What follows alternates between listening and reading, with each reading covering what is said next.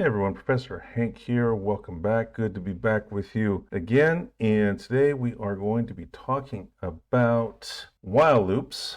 And a while loop is a type of repetition structure that allows you to continue doing something over and over and over again so long as some condition is true. And we're going to take a look at how this works, and we'll look into really useful real-world applications of a while loop, one being input validation and the other being Sentinel controlled loops. So let's jump right in. So the first thing is, what is a while loop? And as I said a second ago, a while loop is something that runs as long as some test condition is true. You can think of it something like keep looping while this is true. So let's see an example of that. So if I create a variable, count equals 1, and I assign 1 to it, and I say so long as the contents of that variable is less than or equal to, say, 5, then I could print out the count is, and then I'll print out the contents of that variable, and then I'll increment my count variable by 1. So this right here is going to display contents of count long as this is true. So we start off with count equals 1, and so then we get to the top of this loop right here, and we do this test expression. Is count less than or equal to 5? Yes, it is, because 1 is less than or equal to 5. So then we enter the body of the loop, and we start executing that block that's associated with the while loop. So we're going to print out the count is and the contents of count. Well, what's the contents of count? 1. And then we increment count by 1. So count becomes 2. Then we go back up to the top and we check that test expression again. Count now contains 2. Is 2 less than or equal to 5? Yes. So we enter into the block that belongs to the loop, print out the count is 2, and then we increment the loop again. And we're going to continue doing that so long as this remains true. Now at a certain point, count will contain 6, and then this will no longer be true, and then we'll terminate the loop. And so right after the loop, I'll print out something like goodbye, just so we can see that it terminated. So let's test that. Let's run it, and you can see we had 5 repetitions of the loop. 1 is less than or equal to 5,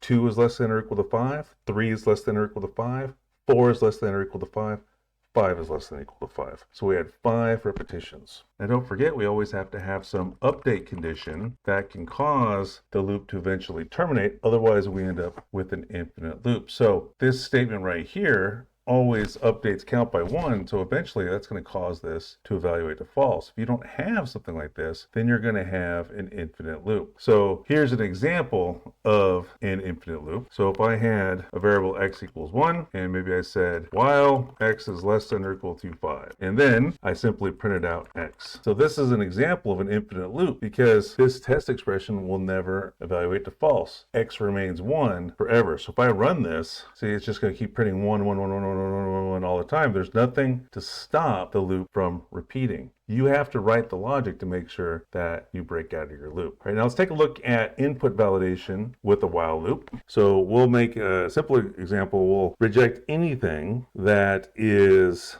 less than 0. So what we'll do is we'll say something like num equals input, enter a number. And then we'll have our while loop. Our test expression is going to check to see if they didn't give us what we want. So long as the number they gave us is less than 0. Because remember, we only want a positive number. So maybe we'll even put that in here. Enter a positive number. So long as the number is negative, then we'll print out a appropriate message. So we'll say something like number is negative. Let them know what they did wrong, and then we'll get that number again. And then once they've given us the correct number, we're going to break out of that loop, and then maybe we will say, thank you, print thank you. The number you gave is, and then we'll say no. And remember, the input returns a string, so we're going to need to convert that into a number that we can compare against, right? So we're going to compare an integer against 0. And we'll also have to do our int here. So we convert. So then let's go ahead and test it out. So if I enter a negative number, say -1, then we enter into the loop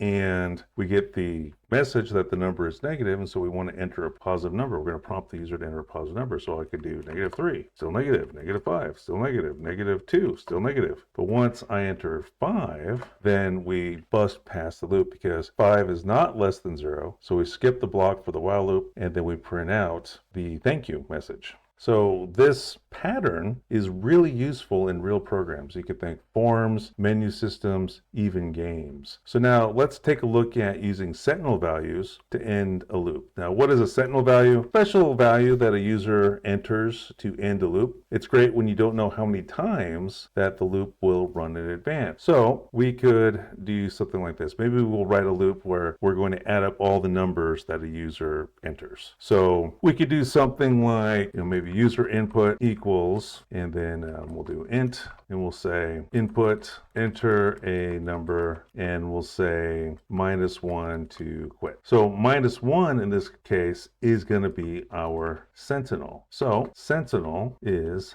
-1. So then we'll say, well, the user input does not equal the Sentinel, then we're going to do some stuff. So we want to keep a running total. As soon as a running total, we'll add up all the numbers that the user enters. So we'll do something like this. We'll say total equals 0. And then if they don't enter in the Sentinel, then we'll do total plus equals the user input. And then we'll get the next number from them. And then once we're done, we'll print out the total. So then we'll do something like print the total is total. All right, so now when we run this, I'll do 8, I'll do 6, I'll do 7, I'll do 5, right? And so all of these numbers are being added to our total because when we enter the 8, for example, well, the 8 doesn't equal the Sentinel. What was the Sentinel? -1. Then we enter the block of code associated with the while loop. So then we add the 8 to total, and then we get the next number, and it just keeps continuing on and on and on until we get the user to enter the Sentinel value. So I did 8675 309, and then I'll hit the Sentinel value. I'll enter that. So -1. So we quit, and we see that the total is 38. So in this case, -1 is functioning as our Sentinel value. Again, it's just some value that the user enters at the end of a series of values that signals that the input is finished. So Sentinel loops, common in data entry, for example, file processing, or anytime you want to give the user control of when to stop entering input. So let's look at one more thing here. We'll look at the break statement, and the break statement can be used to exit a loop early. So let's see how this thing works. Let's say that I make a while loop, and we'll just do a counter like we had before, and maybe I have something like I equals 0, and while I